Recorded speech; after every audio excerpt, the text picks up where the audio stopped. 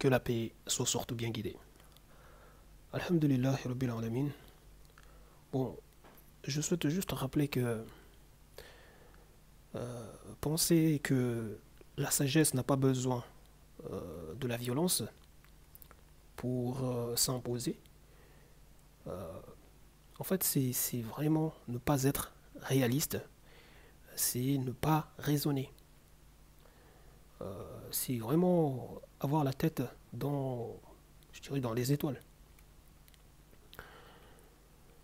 En fait, la miséricorde n'empêche pas l'usage de la force, bien sûr légitime, et l'usage de la force n'empêche pas de faire preuve de miséricorde.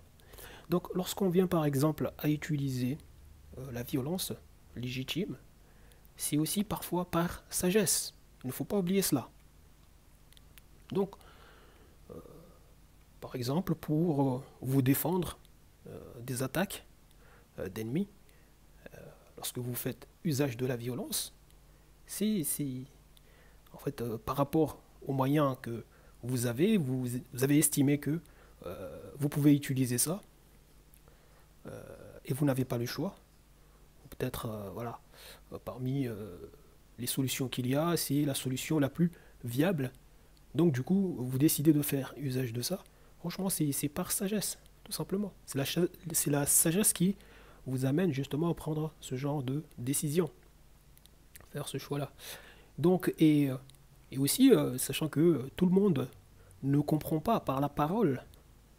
Vous voyez, des fois, voilà, c'est pour cela qu'on vient parfois à utiliser la main.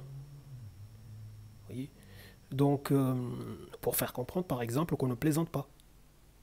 Vous voyez, donc, où on ne va pas laisser la vérité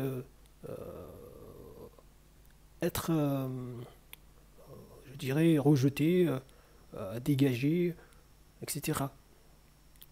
Donc, il faut arrêter de, je veux dire, en fait, de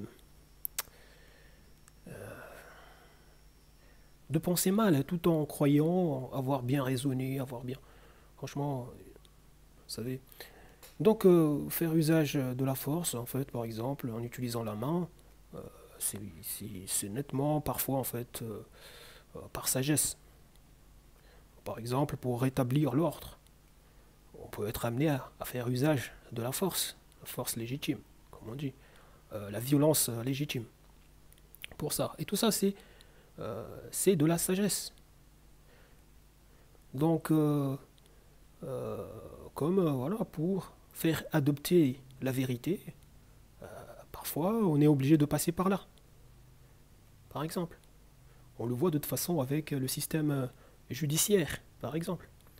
Imposer la justice, la vérité, etc. Donc il faut arrêter de vous tromper, de vous tromper les uns les autres sur tout ça. Subhanallah. D'ailleurs, vous voyez même que vous avez des hadiths où on nous dit que le message d'Allah sallallahu a dit qu'il a été envoyé justement avec, voyez, aussi avec le fer. Voilà. Et lutter jusqu'à ce que les gens attestent qu'il n'y a de divinité qu'Allah et Muhammad est son messager. Et voilà, qu'ils accomplissent la salat et quittent la zakat, etc. Ça ne veut pas dire que les gens, on leur place le fer sur la tête et on leur dit de témoigner comme ça, d'adopter l'islam. Non, il y a des règles. C'est juste que avec le fer, on brise juste les obstacles.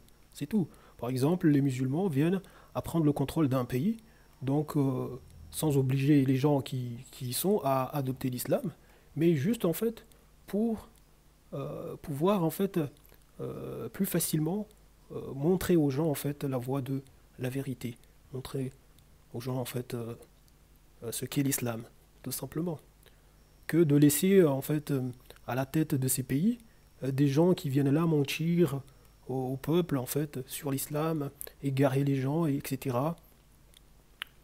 Ainsi de suite. Donc c'est tout. Hein. Je vous remercie du temps que vous avez pris pour suivre ça et je vous dis salam.